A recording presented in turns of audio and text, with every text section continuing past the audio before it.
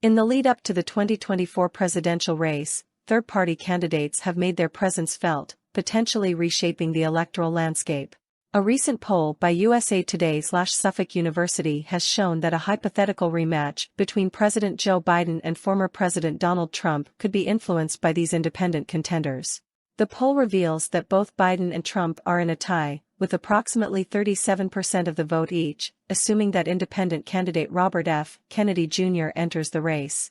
Kennedy, the nephew of former President John F. Kennedy and son of former Attorney General Robert F. Kennedy, secured 13% of the vote. Surprisingly, Kennedy's independent run appears to cost Trump more votes than Biden, at a ratio of 2-1. However, Kennedy is not the only third-party candidate to watch. Progressive activist Cornel West, with about 4% support, has pledged to challenge Biden. Most of West's supporters would likely shift their allegiance to Biden if he were to withdraw from the race.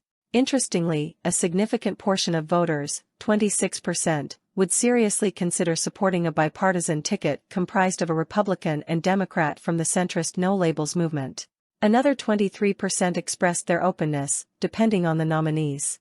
Among these voters, more Biden supporters, 28%, than Trump supporters, 18%, would consider backing a No Labels ticket. When considering the impact of these third-party candidates, the poll demonstrates varying outcomes. In a hypothetical race excluding Kennedy but including West, Trump maintains a slight edge over Biden, leading 41 to 39%. In this scenario, West garners 7% support.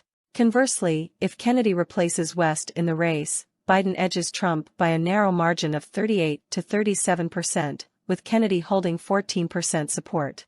Without any third-party candidates or a No Labels ticket, Biden and Trump stand neck and neck at 41% each.